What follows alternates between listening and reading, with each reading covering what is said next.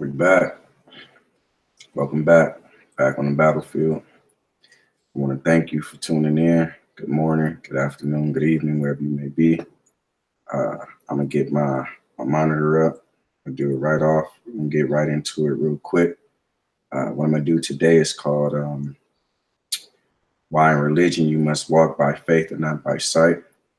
Because there's nothing in religion for you to find that you can walk by sight with or for. All the religions are man-made. Let me get my monitor up. Make sure we cooking. That you can walk by sight with or for. Okay, we up. All now.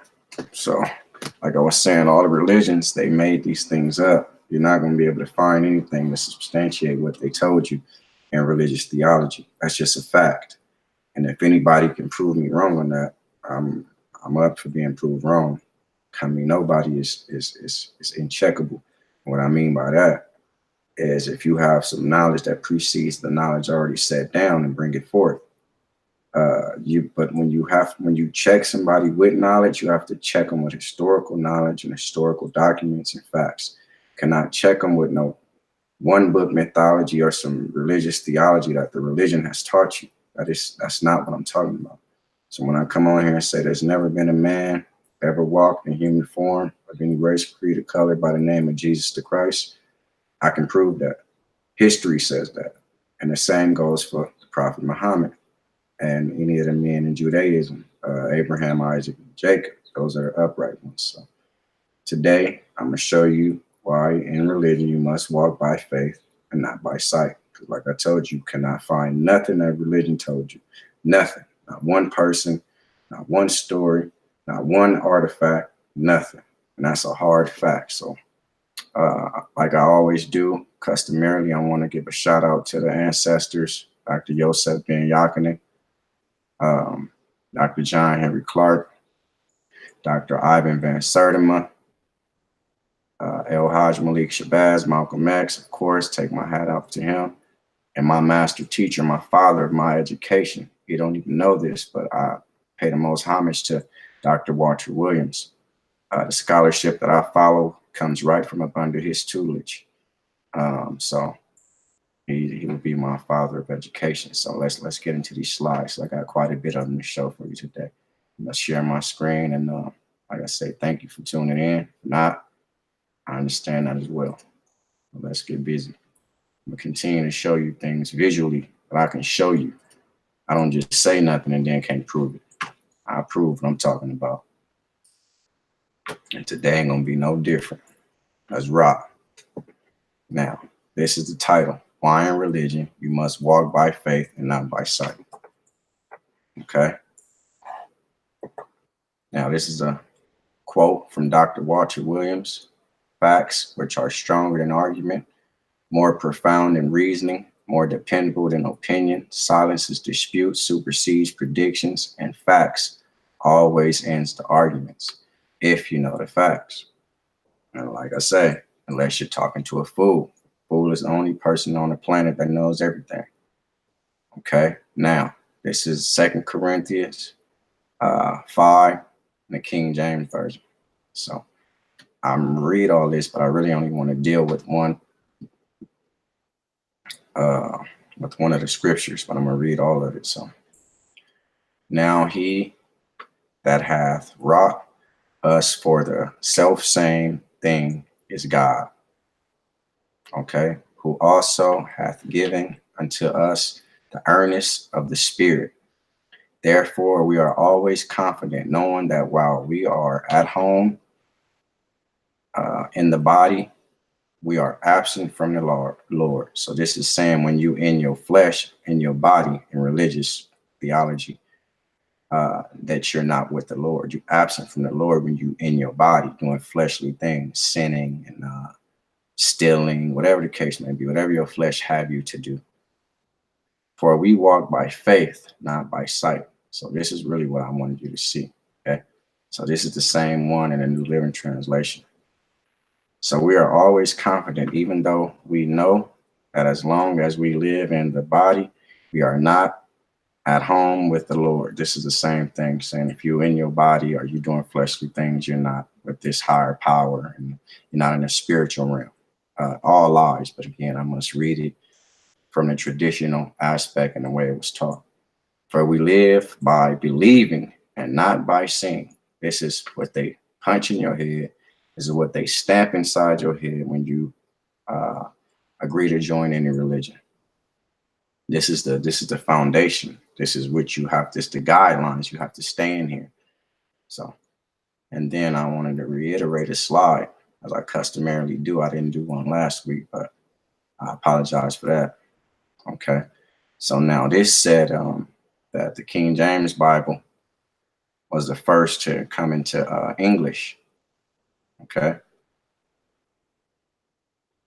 So right here, King James, one of England, brought forth the English translation. And I told you last week that was William Tyndale, and he did it between 1923 and 19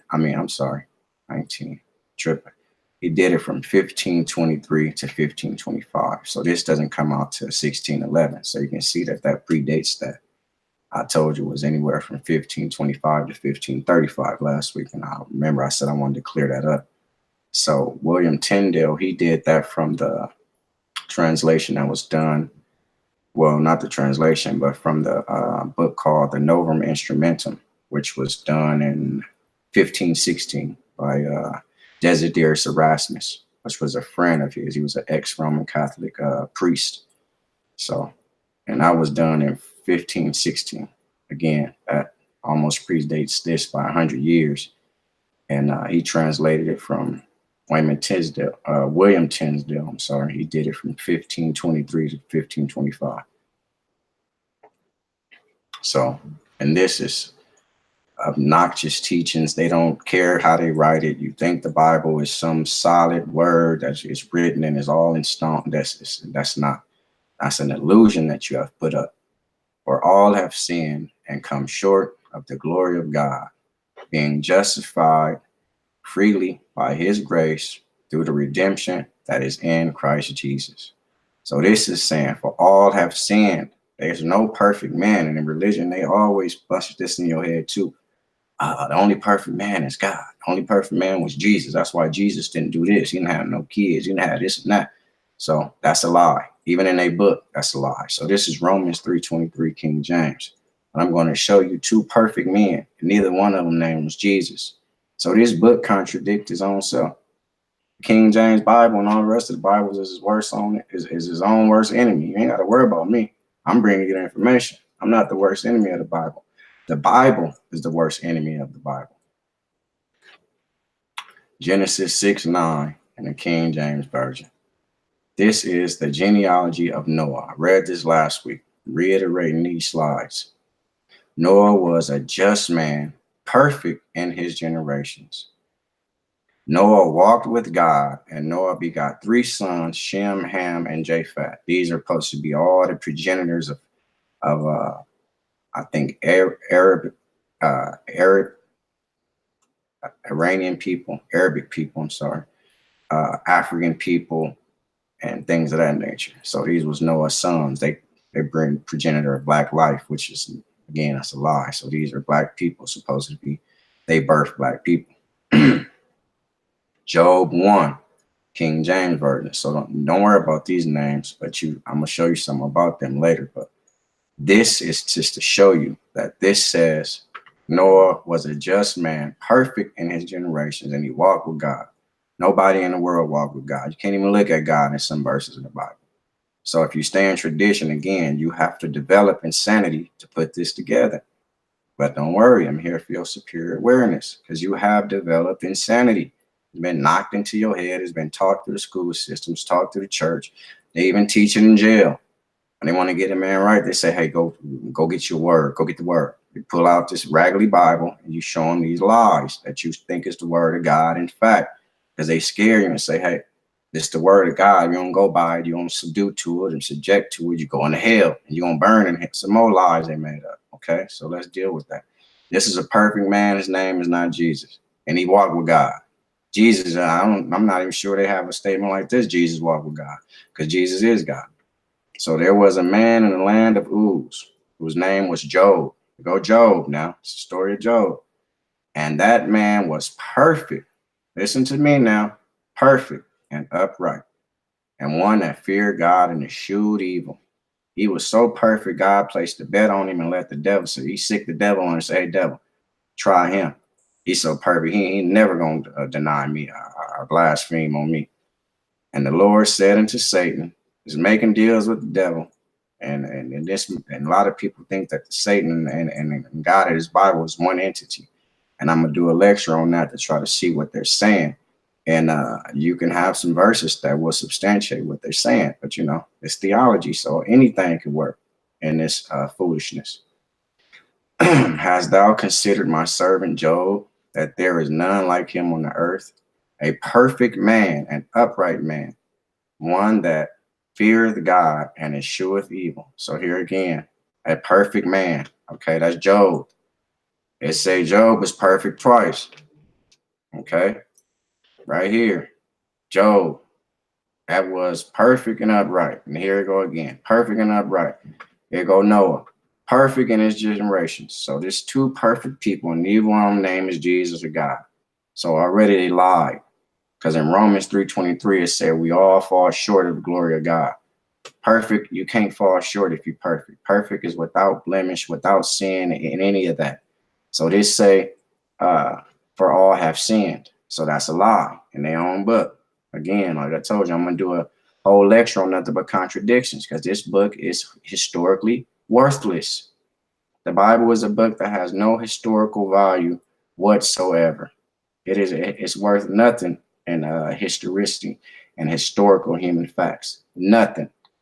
Walk by faith and not by sight. After you see all that fakeness, you must walk by faith, not by sight. Hey, man, I'm looking for Matthew, Mark, Luke, and John. What you looking for them for? Huh? Keep your head out there. You trying to get too fleshly. What you looking for them for? See, they check you right away. Hey, man, I'm looking for Noah's Ark. What you doing that for? It say it right here in scripture, so-and-so. Because you can't find this mess. Look at this mess. This is from one of the first ones I did. Religion, Develop, Insanity. These are progenitors of human life, showing you some weird European understanding of original sin. Look at this baby. The European, he don't care what he's just an evil person. He don't care what he do. He make a baby, the serpent. The serpent is depicted as the devil. This baby takes the form as a serpent. And what this insinuates to these weird Europeans and black folks who are subject to it now, because you have become foolish, this means original sin. As soon as you're born, you have some devil in you. That's a lie. Okay. So these people never existed anyway. Sitting up right here with a parrot. They ain't say nothing about a parrot in the Bible. Maybe this parrot was doing the talking and they act like the snake was doing the talking in the story, which they got the snake as a dang on baby. This stuff is, man, this supposed to happen in 4004 BC, according to some chronologies. And then you got some chronologies, they just flip the script. They know people getting on to this crap, and ain't no way 4,000 years ago this happened. 6,000 years ago, 4004 BC, this happened. Come on, man, stop it. There's plenty of life like human beings was on the planet at that time preceding these people. These are not the progenitors of human life. These are some sick Europeans running around naked, looking sloppy, and all the rest of that stuff. And sitting here as a fox. I ain't even looking at the whole picture. But anyway, and carry on. And look at the lifespan of the biblical patriarchs. I showed this again. So a lot of this going to be just really me reiterating the stuff that I showed you, but I'm just putting it together because in religion, you must walk by faith and not by sight. Don't look for these people. Adam was 930 years old. There's Adam here. How you going to find him? You ever known a man 930 years old? You ain't never met a man 130 years old. So that would be a no. Ain't no use of, in the Bible. No, that's a no. I answer it for you. And go a son, Seth. He was 912. Ever met a man 912? No. But you know some stories of some babies and died at 12. Might got struck by a stray bullet or a drunk driver took a baby out. Come on now. This is reality. This is not that I'm reading this lifespan of these biblical patriarchs who never existed in human form. Not one name on this list. Not one. But I'm talking about real life babies that got struck down and people that died at the untimely demise at an early age. We deal with that daily. So this you don't deal with. This is once in a lifetime. It never happened. Different time. No, there's no different time. I'm tired of people saying you can't find stuff that old. Yes, you can. You got stuff that's sitting in museums that predate this. You got dinosaur eggs. You got fossils of dinosaurs that predate this. Come on now. Let's be real. You have to use your mind. You're sitting there as a Zombetic follower. You don't have nothing to do but just sit there and let him open that raggedy Bible and read this stuff to you. This stuff is false. Okay. Now here go the next person. Canaan. He lived to be 910. Okay. Mahalia. Okay, however you pronounce this, doesn't even matter because they nobody. I'm not disrespecting them. They're nobody. So I can disrespect this list without, it's nothing blasphemous about it. These people never existed in human form. Here come Jared, 962 odd years old. You must be sick. Okay. Methuselah, oldest man in the world. You old as Methuselah. Have stupid sayings and stuff like that to substantiate and insinuate that these people are real. It's never been no Methuselah. 969 years old. What was he mixed with? Dragon, dinosaur, any of that stuff? Let's continue, man. You have developed insanity, and religion has helped you do so. But I'm here for you. Now, artist's interpretation of the first temple of Jerusalem. Again, this is the only way you're going to ever see it interpreted. Somebody drew it because it's a figment of their imagination. There never been no Solomon. There never been no King David. And you have to understand, this is theology. This is allegory. This is mythological. This mythology. Anything you can associate it with fiction, then you can put that together with the Bible. Okay. Again, after you see them 3 slides, you must understand that you're only going to see this inside of theology. Walk by faith, not by sight.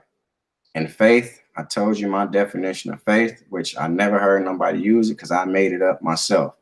That's a fictitious analysis inside of theology. And this is what's happening to you. And I'm trying to help you get out of it. See, what I'm trying to bring you back to is our ancestral way of life. Our ancestors didn't have no religion. There was no religion in ancient times, in antiquity. Antiquity means ancient times. That's just a word that means ancient time.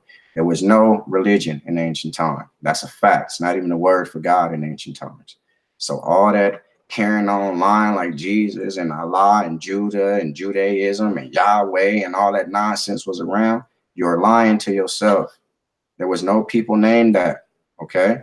You can go back even to the Mayans. The Mayans never knew about Adam and Eve.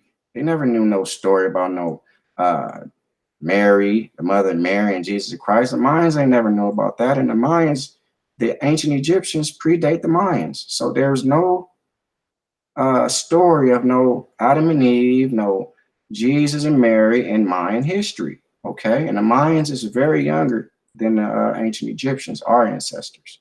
So you need to know history. This is when human history come about, but you need to know some of it. If you don't, you're doing yourself a disservice. William A. Bennett, he said a person that doesn't know his history is fundamentally like a child. And I believe that, because you can tell a child anything. And you have to be in a childlike state to be in religion. That's why they say, hey, I'm born again. You're born again Christian. Come on down. Do you believe? First thing they say, yeah. Do you believe that Jesus was the Son of God and he died and rose on the 3rd day? You don't know. You right at that time, you're innocent. You're what you call, you're just vulnerable. Because it's a moment in there that happens. I've been in church. You feel that feeling, the spirit come over and things of that nature. But that's because you have all these people in there using their spirituality to make this stuff lifelike. So don't think it's the spirituality is coming out that Bible, because it's not. It's coming off other people in there with the belief of this nonsense who gave it life. Spirituality is real.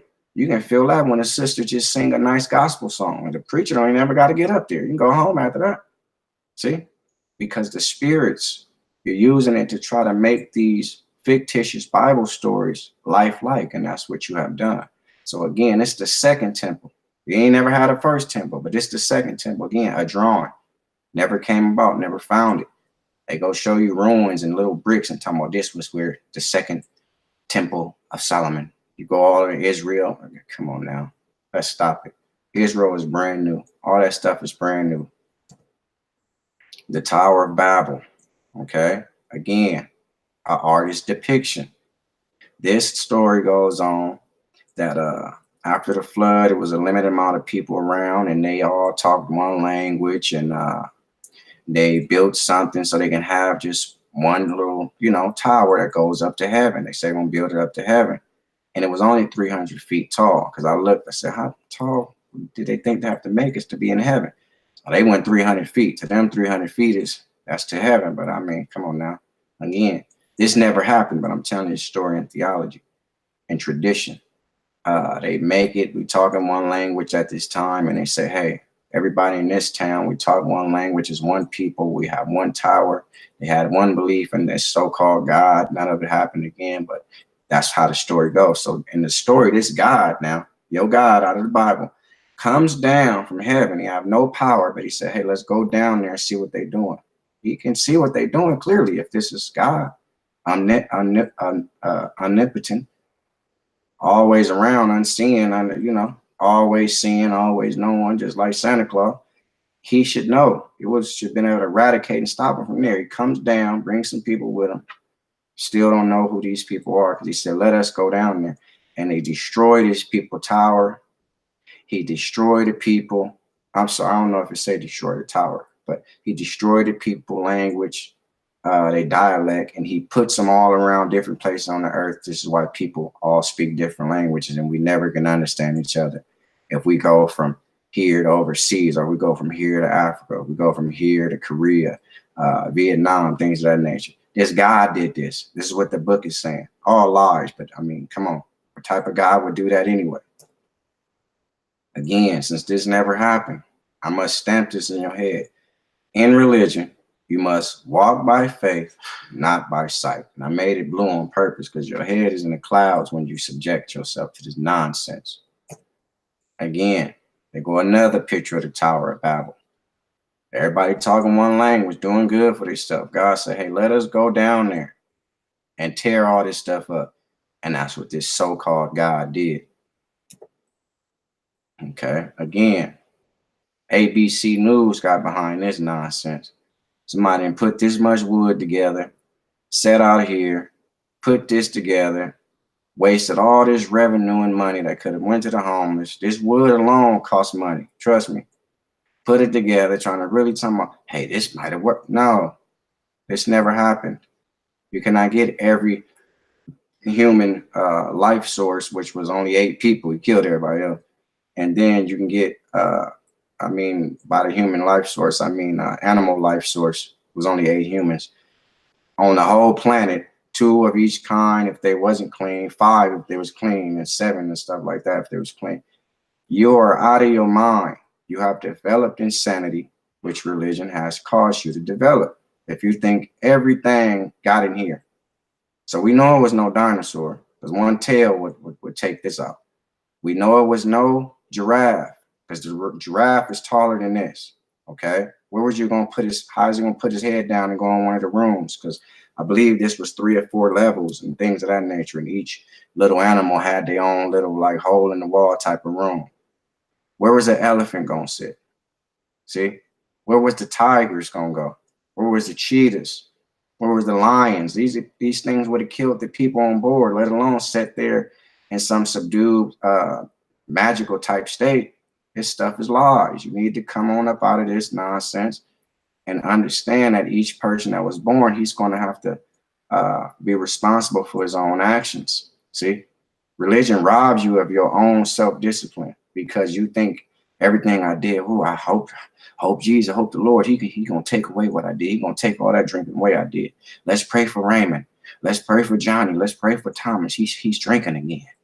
I'm not praying for that fool. He can pray for himself. I'm not wasting my time. Walk by faith, not by sight. And praying is a form of begging. That's why they want you in that subdued like state, on your knees, eyes closed, head down, bowing down. Man, come on, man. Am I under arrest? Am I trying to talk to this higher calling you talking about? So when the pastor get up, he cover your eyes. You cover your pineal gland, cover your nose, you cover the top where you can't. Let's stop. Again, you go to horrific non-story of the Noah's Ark that you find to be reality, which I'm telling you that is not. And there's no historical documents or proof that this has ever happened. But in theology, they keep it going because it's $1 billion a year industry and it's made trillions, and they're not going to let you just tear it down by we knowing that this didn't happen. There's never been no flood that the whole world has went through. I'm sorry to tell you that, and only 8 people survived. I'm sorry to bring this information to you, but I'm not. Let's continue. You go to Noah's Ark. You go to Ark of the Covenant. They had a gentleman named Ron Wyatt. He's not even an archaeologist, okay? Never had a license, never did nothing. He passed away. I mean, may his soul rest.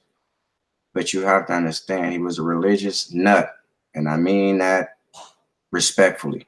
He was a religious nut who tried to substantiate all his false findings with the works of the Bible. And when you find something, he would go to a scripture that coincides with what he just found. Blood on the mercy seat.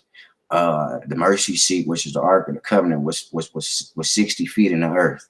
Once the Lord, he died, the rocks ran, his body was torn, the earth opened up, and a little bit of blood poured down into the cement and into the earth and went down on his Ark of the Covenant. He go back to find the Ark of the Covenant. 9 angels is in there. 4 angels, I'm sorry. And they pick up this 900-pound pure gold Ark of the Covenant. This is what he said. Now you can look him up, Ron Wyatt. And he take the tablets out of there, the table of stones, which is the 10 commandments. The angels say, hey, hold this. God want everybody to see it. Never bring them up. Put them back on the shelf. Come on out. Somebody got a video. Never seen it. Went to his death without showing it. That's sad. That's what religion did to Ron Wyatt. And don't let religion do that to you. There's never been an Ark of the Covenant. Period. Okay. Now this is King Solomon. The wisest man in the Bible was King Solomon. The wisest fool. There's never been no King Solomon, okay? You have developed insanity and you need to come up out of it. There's no King Solomon. There's no Adam and Eve. So how can you get all the way to King Solomon?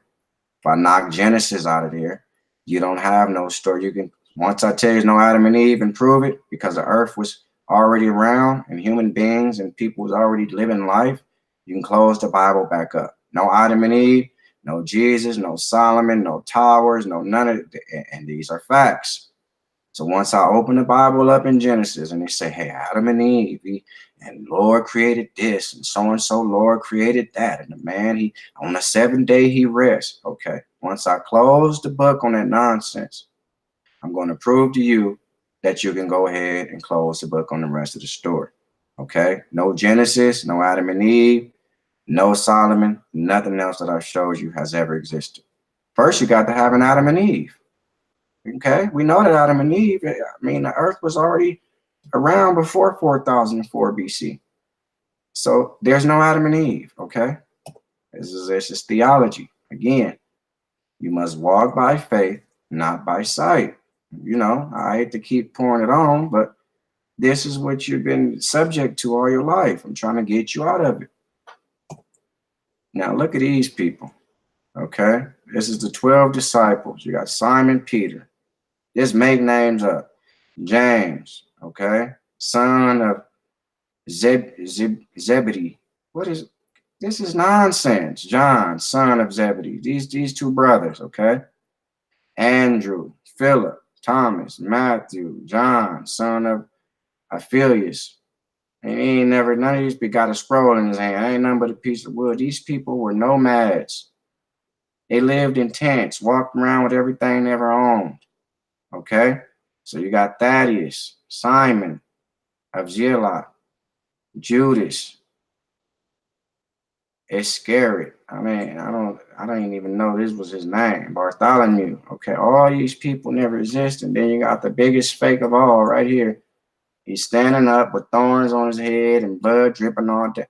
This never happened. You have developed insanity, and I'm trying to get you out of there. I'm here for your superior awareness. This never happened. But when you animate these things in your mind and put them in your subconscious mind, you give them life with your spirituality. Okay. So you can see Jesus dragging the cross on Calvary. He dragging the cross and they taking him on up there to get him. Never happened. But you have made it happen with animation, with your own spirituality, and gave it life. Okay. They go to Dead Sea Scrolls. Now, when people thought these was found in 1947, and it's a little ironic that you have a treaty in 1947 to make Jerusalem and Israel a state. It was established at that year. The same year you find this. Come on now, we're not crazy. So the Dead Sea Scrolls, dozens of recently sold fragments are fakes, experts warn. Okay, so when they found this, they said, "Oh, now we can go ahead and put that link together. Now we can close the gap. We finally got that there was a Jesus. We finally got that this stuff really is it. This stuff is made." When they found it in 1947, that's when they made it. Okay, and it's not hard to do. They write this stuff up, predated. They got the machines and systems to do it. They use this old papyri or papyrus, animal skin, whatever they use, veil, which is animal skin, whatever they use to put it on, and they go ahead and bring this forth to the public. But nothing came of this stuff.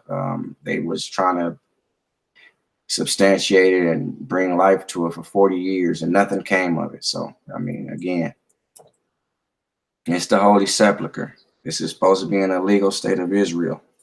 It say 326 ABCE, so that's AD. But I don't subject to AD because that means after the death of our Lord. It's not no after the death of my Lord. I don't subject him to be my Lord. So this is ABCE, after BCE days ran out.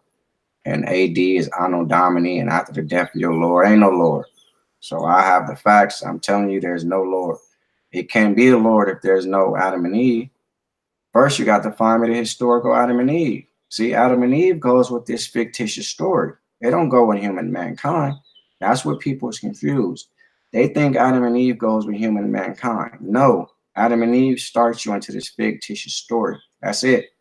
That's why you cannot substantiate the life or find a life. It is not meant to. You're inside a religion.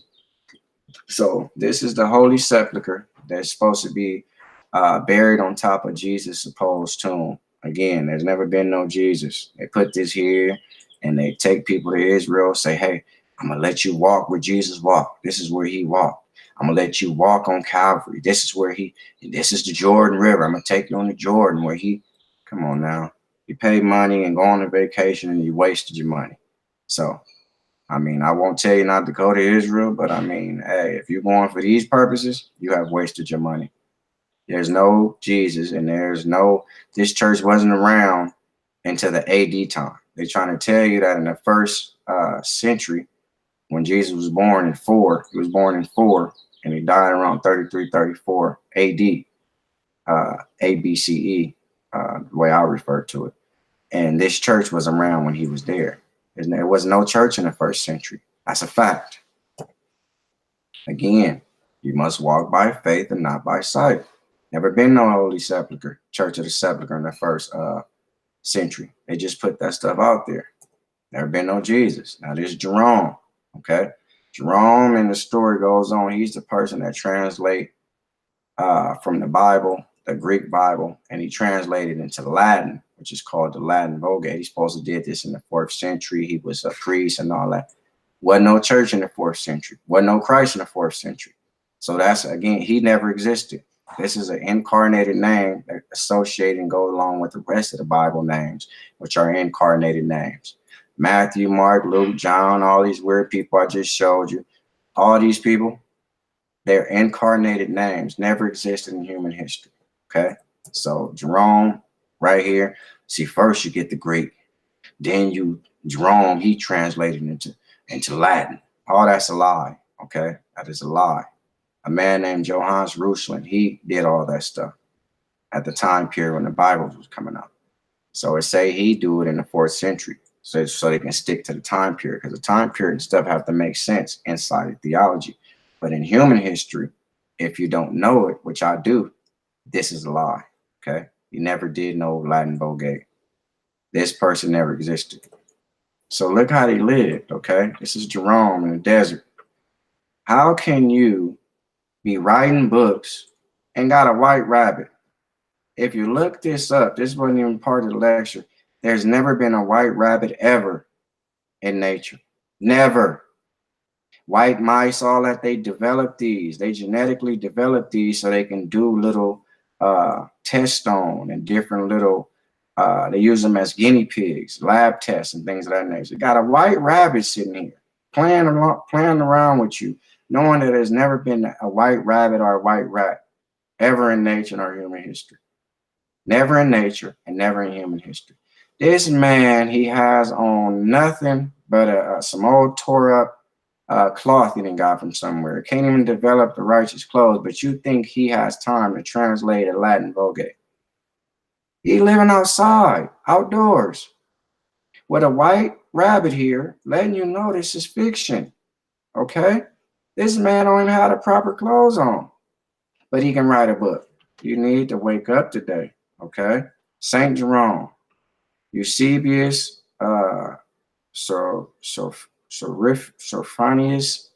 This is a Greek name. I'm not going to try to pronounce it anymore. 347, 30th of September, 420. They just put dates together. Was a Christian priest, was no Christianity in the right here, 347 to September 20, I guess is when. In the 4th century, there was no Christianity, there was no Christ. So he was a historian, a priest. Again, there was no church, none of that. And he just tell you where he was living and all that. He is best known for the translation of most of the Bible into Latin. The translation became known as the Vulgate. And his commentaries on the Gospels, his list of writings is extensive. I bet it is. They just made him up. It's a pseudepigrapher. What they can do is put his name there and say he wrote it, but somebody else really got the pencil in their hand. They write it all up, and then they say, "Who you want to put it on a man named Jerome?" Yeah, let's say Jerome wrote it in these years when he was a priest and all that. Was no priest, was no Christ until the 5th century. It was no first Christian church until the 6th century. There was no Christianity until the 5th century. So you need to know that. I'm going to do a lecture to let you know what I'm talking about, because it's a rule of thumb you need to know. And I'm going to get to that real soon. Here you go again. Depicted as some old man. Now he got some different type. He ain't even got the right amount. He don't even have the substantial clothes. He don't even, if he was out there burning like that, he don't even have the proper clothes. Okay? He's sitting around here. He live outdoors in a rock or cave. And here go this so-called Jesus the Christ, is up in a tree. See, this is all to play with you. None of this stuff never happened. Of course, these depictions are just what they would have been doing, but they put this stuff together. These are theologian depictions of Jerome. So Saint Jerome never existed. Walk by faith, not by sight. I dare you find me Jerome. Find me Jerome in human history. Aside from you going online and say, hey, his birthday is this, he died here, he wrote that. That is all incarnated with a story attached to it. And they write through these fictitious names, just like you can go find Matthew, Mark, Luke, and John. He's no different. These names, it's not an exception. Okay. Now, this is a story in Matthew 27:51 through 54. I got it right here in the New King James, but this is what a guy was just writing. Immediately after Jesus' death, Matthew has this very, very strange Night of the Living Dead story that he includes in his gospel. Matthew says there was immediate following Jesus' death an earthquake, and this earthquake was accompanied by an astonishing mass resurrection in which many bodies of the saints were slept arose, just saying rose from the dead. And not only did they arise from the dead, Matthew claims that they entered the city of Jerusalem, appearing unto many. They never heard nothing like this wrote in human history. And it never had one resurrection. That's why if this story was true, it'd be so exceptional and it's such a phenomenon because Jesus came up after 3 days. It never happened before. Ain't nobody wrote and carried on and lied, but this stuff is lies. And they came into many, just a mass amount of dead people. It's so wild, a passage that I'll quote it in full from the King James Version of the Bible. So I got you that verse he's talking about.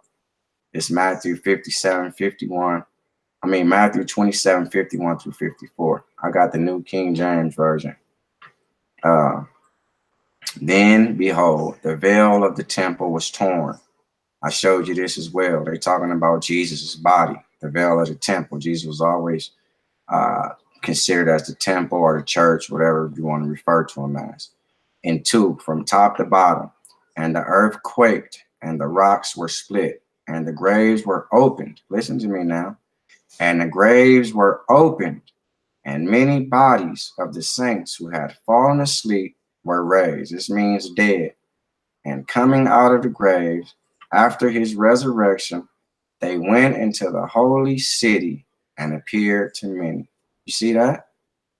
This is what they want you to believe. This is a lie. This only happened inside of theology. You see? Now, and coming out of the graves after his resurrection. Okay, so in one sense, like I told you, they want you to say he resurrected 3 days later. But in one sense, they want you to say, soon as the rocks, earthquake, soon as he died, all the bodies, the graves cracked open right there. But then they said after the resurrection. Well, we know that wasn't 3 days to 3 days later. It was supposed to be 3 days later. He made a prophecy he couldn't even fulfill. If you read the scripture, he died somewhere around Friday evening, Friday night, and he woke up out of the grave about Sunday morning, something like that. Saturday evening or Sunday morning. So it wasn't even 3 days. You can't even make the prophetic proclamation come true. So this is Job. This is the man that God bet on. He said, hey, Job's so perfect. He told the devil, he said, hey, go try him. Do what you want to him, and I guarantee you he won't say he don't believe in me, or he won't say he'll blame me. So this was about. This man had holes in his body and all that old stuff. This is just a carved wooden figure of Job, but this is how satanic this book is. But they try to show you that what is a good story out of this? You do a man like this because you made a bet with Satan? Why are you even betting with Satan? This book is sick. This is for sick people that want to have a sick understanding of some righteous, moral. Nothing in the book has no morality, okay? You need to know that. In the Second Temple period, 500 BCE to 70 of the Common Era, Job began being transformed into something more patient and steadfast. With his suffering, a test of virtue and vindication of righteousness. Listen to this crap. Righteousness for the glory of God. This is a man, okay, and this never happened. The process of sanctifying Job began with the Greek Septuagint. So most stuff that's fake translation, 200 BCE, and was furthered in the Testament of Job, 1st century BCE. They just put stuff together, which makes him the hero of patience. This reading pays little attention to the Job of the dialogue sections of the book, but it was the tradition taken up by the Epistle of James. Tradition means they keeping on with the lie in the New Testament. They telling you it don't even stick to the script, but they rewrote it so it sticks to the tradition and this new stuff, which presents Job as one who's patient and whose patience and endurance should be emulated by believers. You see, believers. Again, be able to be lied to. Another definition, visually.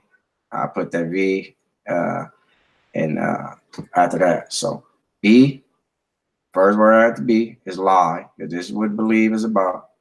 Be able to be lied to visually. Okay, I put that together. I never heard nobody use that, of course, because I made it. James 5, 7, 11. When Christianity began interpreting Job, and what was this? This is, I guess this is Job 19, 23, 29. Verses concerning a redeemer whom Job hopes can save him from God as a prophecy of Christ. The predominant Jewish view became Job the blasphemer, with some rabbis even saying that he was rightly punished by God because he stood by while Pharaoh massacred the innocent Jewish infants. Okay, again, they want to evil up the pharaohs and all that. These are our ancestors, and this is what they do. They make Egypt look satanic.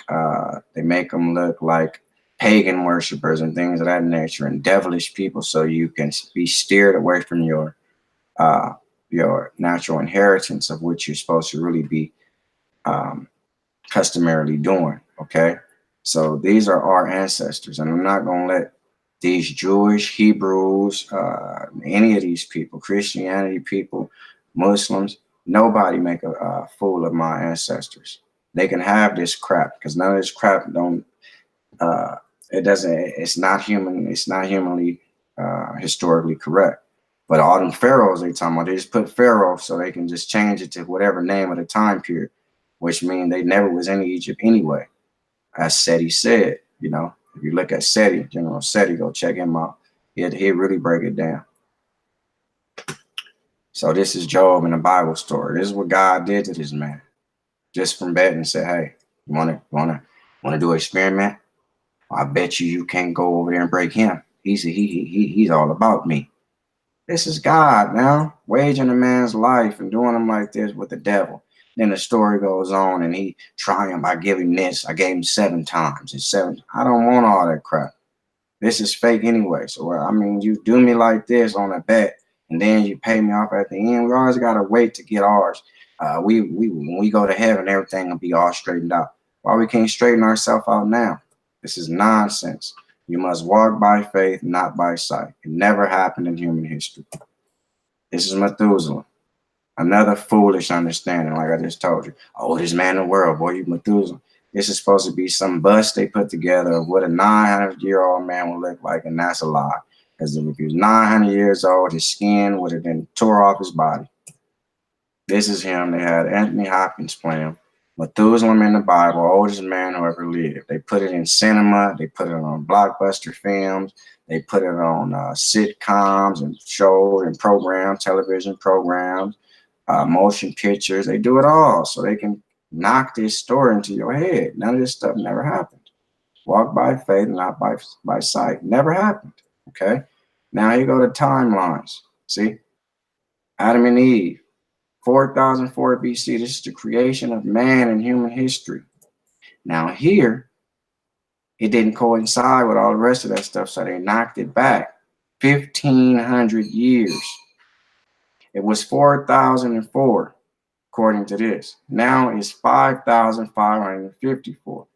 They put 1,500 years on it, bringing the flood up to 3,298. Okay. Now here, it goes some more stuff. Now, if this is God, the Bible is all one Bible. How can it change? Okay. Creation on here is 4108 BC.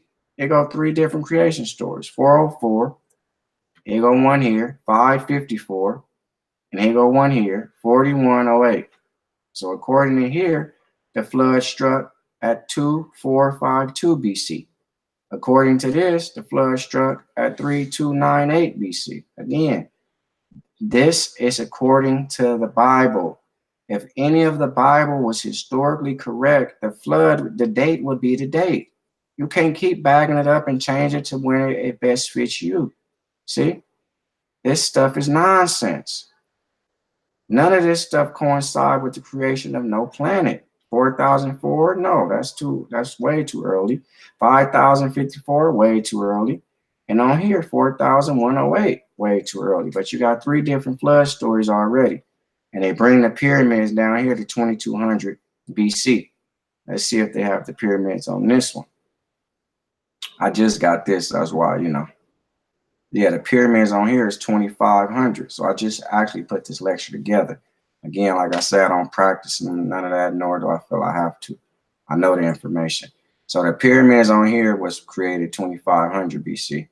The pyramids on here was created 2200 BC. And already I showed you 3 different flood stories. So here go another one, 2348, the flood ends. So that means a flood took place in 2248 because it was like 100-year process. Okay. Now this says this is when Babylon, and all that was founded, and then here go when Egypt was founded in 21 BC. Again, this is another chronology, a lie. 2188 BC, Egypt was found. I go back. 2200 is when Egypt was found. So that predates this. 2200 predates that. And on here, this predates that, 2500. So again, these people don't know what they're talking about. This is all from the Bible. It never happened anyway, so they can put this together. You ain't gonna go do no homework. That's how they feel. But I'm here for your superior awareness. Don't worry about that. You have developed insanity, and I'm trying to knock you out of that insanity and bring you back into reality. Now here go again. Another flood story from 1656 BC. So you got 4 or 5 flood stories. I'm just showing you this to let you understand none of this happened, period. There go another flood story. The flood here happened in 1650. On here it happened in 1656. If these things are notable historical facts, the date would be the date. I must really stress that. So the flood on here is 2248. Flood on here is 1656. The flood on here is 1650. I go back to this. The flood on here is 2452. The flood on here, this is the most modern one. They took it back because it don't fit with nothing. The pyramids cannot be up before the flood, according to biblical tradition. So here go the flood here, 3298. So, okay, you have to understand what I'm saying. All this stuff never happened. No way. Walk by faith, not by sight. Now here go Imhotep. This is real history now. I'm walking into human history now. Okay. Excuse me. And this is going to predate all that stuff they're talking about the pyramids. Imhotep, whose name means he comes in peace, the first architect of the old kingdom in Egypt, and was responsible for building the pyramid of Zoser at Saqqara. It's called the Step Pyramid. This is the first brick building in human history. He lived about 2700 BC. Imhotep was also a scribe, inventor, magician, advisor, counselor of the pharaoh Zoser, and they forgot to put physician. He was also a doctor and the founder of Egyptian medicine. There you go. This is his name expressed in Egyptian hieroglyphs. I didn't bring that up here because the hieroglyphs have never been deciphered. So at 2700, according to them, which this can go back to 3000 BC, he's already holding what? Our people has been literate for years. He's holding a book in 2700 BC. Like I say, this can date back to 3000 BC, but they don't want to give us credit to say, hey, the Sumerians and the Chaldeans and all these names that never existed, talking about they had writing systems before the ancient Egyptian. That's a lie. Show us anything, somebody holding a book. So you need to know what you're talking about. This is the Step Pyramid at Saqqara that was built by Imhotep. pyramid of Zoser. Okay, Imhotep was one of the chief officials of Pharaoh Zoser. Egyptologists ascribed him the design of the pyramid of Zoser in 2630. Okay, now I got to take you back. The pyramids on here is 2630. So the pyramids, they say Egypt wasn't found to 21. 2630 is what much further. Times went down in BC dating. So on here it say the pyramids didn't come around to 2500. The first pyramid was built in 2630, predating all this. Okay, so again, none of this stuff never happened. When you start bringing historical facts with biblical facts, you lose yourself, because one is real and one is just literature. And the Bible is literature, and historical facts is just what they are, historical. This is historical, okay? So Step Pyramid went up around 2600 to 2611, 2630 to 2611. He may also have been responsible for the first known use of stone columns, and those was used to support a building. Despite these later attestations,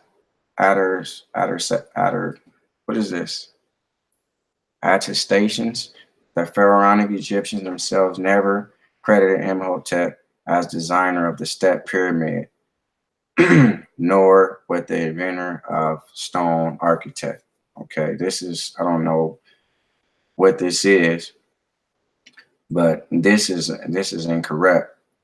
I put this here to read it and show you this, but this is them saying that he's never been accredited with creating this, but history will show you that he designed it. He's the architect of it, and this is the first brick building ever. Okay, at Saqqara, the oldest complete stone building complex known in history, was built. Zoser's Step Pyramid, built during the Third Dynasty. Another 16 Egyptian kings built pyramids at Saqqara, which are now in various states of preservation, dilapidation. High officials added private funeral monuments to this necropolis during the pharaonic period. So this tells you that it was other pyramids built at Saqqara as well. It remained an important complex for non-royal burials and cult ceremonies more than 3,000 years, well into Ptolemaic and Roman times. Those are the first European pharaohs of record, period. Every pharaoh before that were Africans. You're in the middle of Africa, you're not going to get no other people coming out of there, a mixed race, nothing of the sort. So every Egyptian pharaoh that predates the Ptolemaic era, which was 332 BC, and the Roman era was 30, was all African. That's a hard fact. They call it African Egyptians. They're not, we don't have to play around with it. North of the area known as Saqqara lies Abusir. South lies Dashur. The area running from Giza to Dashur has been used as a necropolis by the inhabitants of Memphis. That's the first capital of Egypt. Different times, and it was designed as a World Heritage by UNESCO in 1979. Some scholars believe that the name Saqqara is not derived from the Egyptian funerary deity Sokar. So this is just telling you about the names and things of that nature. This is a drawing depicted Egyptians, not slaves. They pouring water down. They're showing you how they got these big, large statues and things of that nature. This was manpower. This is how they did it. And they're showing you how they, you know, it's just someone's thought and say, hey, this is a theory. So this is showing you how it was possibly done. And we know these are the ways that it was done. But they're attributed to an alien, anybody, as long as it's only attributed to actual Africans. They want to say Africans are inferior. They're not knowledgeable. They don't have any sense. But Egypt the whole continent of Africa, and Egypt being the whole Venus will show you and deny that. They still can't build a Great Pyramid till this day, period. Drawing shows transportation of colossals. So this would be like the statue of Ramesses that you see at a lot of the temples and big statues and stuff like that. King Tut, a lot of the pharaohs have them. The water poured on the path of the sledge, long diminished by Egyptologists, are a ritual, but confirmed as feasible, several to increase the stiffness of the sand and likely reduce 50% of force needed to move the statue. So it's just saying they will pour water down and make it a easier pool. So this is the Great Pyramid of Giza. Okay, 3.5 city blocks by 3.5 city blocks by 3.5 city blocks by 3.5 city blocks. 2.3 million, 2.5 to 50 ton stones. You can name anything in the world, name it all. Nothing is done like this. It's a state of the art. They still can't do it today. You don't have the technology to do this again, to duplicate this. And our ancestors built this, the ancient African Egyptians. Okay. The oldest and largest of the 3 pyramids in the Giza pyramid complex, bordering present-day El Giza. Egypt is the oldest of the 7. Okay, hold on. This says El Giza in Egypt. It is the oldest of the 7 wonders of the ancient world and the only one that remain largely intact. The only one that's intact, okay? So we need to let that, but they want to play around with it. See, they'll tell you that it's African in so many ways, in a subtle type of way, but they don't want to give you the credit for it, okay? So now, in a second, okay? Let me get a drink of water. Based on a mark in interior chamber, naming the work gang and a reference to the 4th dynasty Egyptian pharaoh Khufu. Okay, some Egyptologists believe that the pyramid was thus built as a tomb over a 10 to 20 year period, concluding around 2560. Okay, so this predates any of them lists I told you again about the chronology about Egypt being found in 2100, the pyramids went up in 2200, and this predates all of that. Because when you have human history, you don't have to go by biblical chronology. Biblical chronology is a waste of time and it's trash.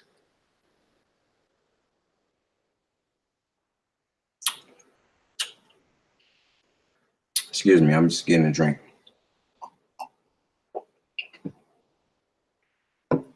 Okay.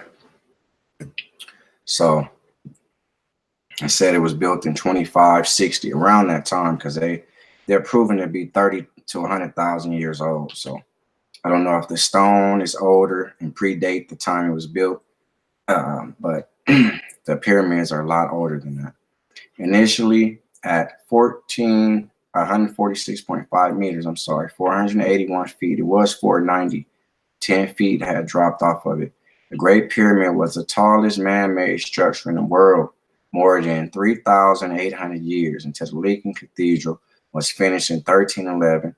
And originally the Great Pyramid was covered by limestone casing stones that formed a smooth outer surface. What is seen today is the underlying core of the structure. And I believe this fell down, the Cathedral of Lincoln. Now, he's a historical person, but he's a piece of crap, excuse my language. He had slaves too, so.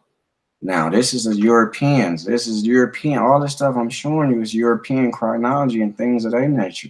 5 million years ago, they say that this was guerrilla life or life type, whatever they want to name them. They got different names, Arthur Pisticles and all this different type of stuff. So it was human life going on 5 million years ago, predating every chronology that the Bible can put together. Even one that went all the way back. Let me go back. Okay. 4004 BC.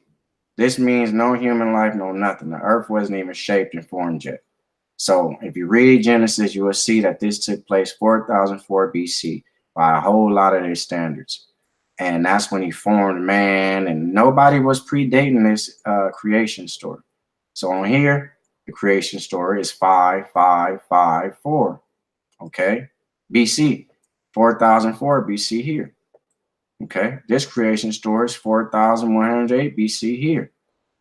Okay, so you have to understand these people don't know what they're talking about, period.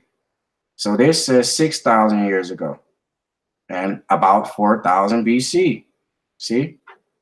Now you come way down here and the European is telling you that 5 million years ago it was life source, some sort of life source on the planet.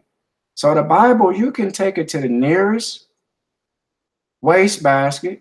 You can take it to the nearest garbage can. You can take that silly God wrapped in the Bible, that silly Bible, and throw it in the nearest garbage can. Simple as that. 2 million years ago. Look, you didn't learn how to walk. You look how you walk, and you got a pimp stroll now.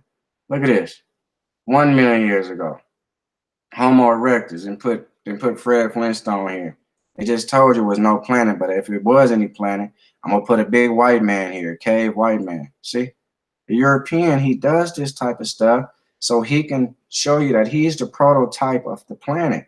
That is false and fictitious. The first human beings was found in Africa. And it's not to say that we don't know the first human being. I'm not on here telling you none of that. But historically, some of the oldest bones were found in Africa, and that's a fact. So 80,000 years ago, here go human beings, okay? 80,000 years ago, and then guess what? 6,000 years ago, civilization in its present day. 6,000 years ago, they put the pyramids right here, true to form. After all this bull crap they're trying to show you, that a white man possibly was here and all his life source was here, but the Bible say none of this was here. You can't even go back a million years in the Bible, just 1,000 years. And then they show you that the present day civilization, the first people and the first civilized people, civilization period, buildings and all that is right here in Egypt. So, I mean, come on now. So I'm gonna show you Daknish. This is Lucy. I believe she was found in Tanzania or something like that. This is a African. Lucy is a common name of AL2881. Several hundred pieces of bones of fossils presenting 40% of the skeleton of a female, the hominin species. Again, I told you Australopithecus forensis. Okay, and this was in Ethiopia. The assembly is known as Daknish or Deknish, okay, which means you are marvelous. Listen to this now. The European know, bear witness to the truth. In the Aramaic language, Lucy was discovered in 1974 in Africa near the village Adar in the Awash Valley of the Afar Triangle in Ethiopia by paleontologist paleoanthropologist Donald Johnson of the Cleveland Museum of Natural History. The Lucy specimen is an early Australopithecus and is dated to about 3.2 million years ago. Okay, I don't even need to read the rest. You can read the rest if you want to. 3.2 million years ago, found in Africa, okay, in Ethiopia. So we need to know what we're talking about when we're talking about a 6,000 year beginning. So once you open the Bible and you start reading, and God did this, and He created the sun, moon, and stars. Man can't do that. If God is a man, He cannot create sun, moon, and stars. Okay, 3.2 million years ago, our ancestors was in Africa. So do you really think once you open the Adam and Eve story that tells your story or any human being story? No. So once you open it up and say, hey, these are the generations of Adam and Eve, I just showed you it was a lie. You can close the book up and go on about your day. You got better things to do. Walk by faith and not by sight. Okay. Several people has risen from the dead in human history, or rather in histories of various cultures. Okay. See, When you type this in, have anybody ever rose from the dead in human history? And you're going to find this. Dionysus, this is a Greek. Persephone, this is his daughter, another Greek, and his lover, I believe. Osiris, this is the father. This is from us. This is who this Jesus and all the rest of these people have mimicked their story after. Okay, this was a symbolic person. This is our God. And they stole the story from us.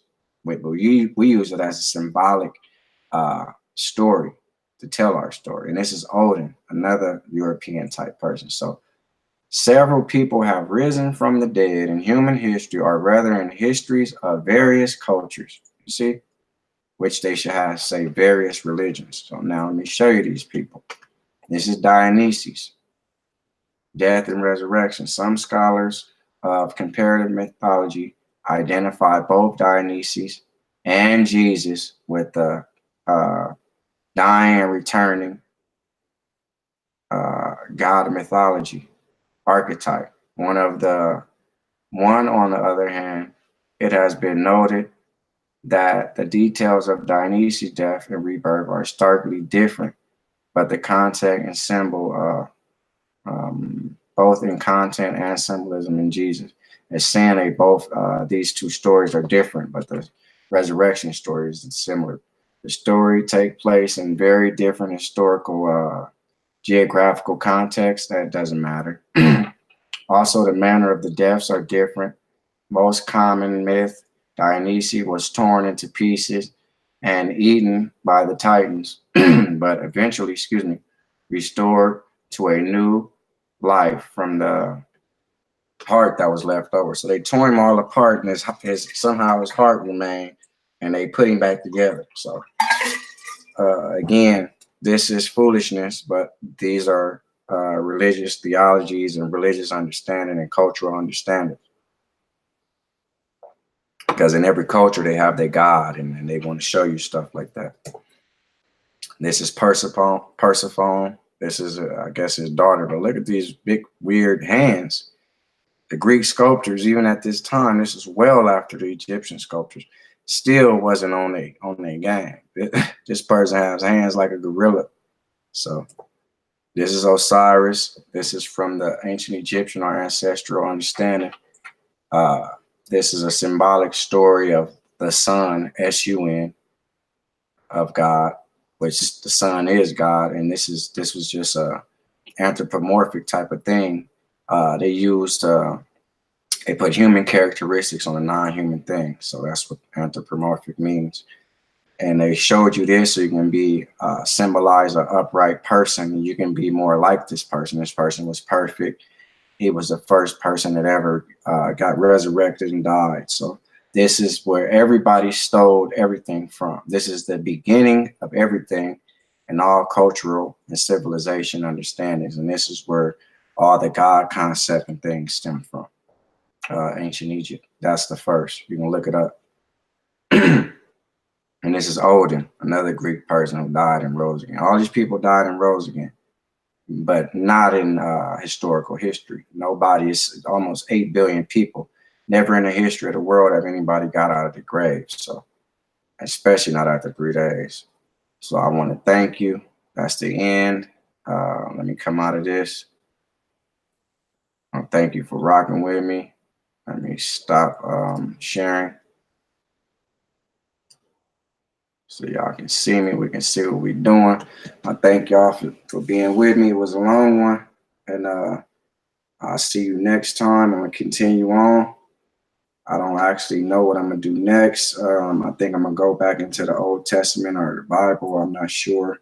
However, I moved. I'll be back, and I'll show you some more. Thank you. I'm glad you tuned in. If you did, I'm out.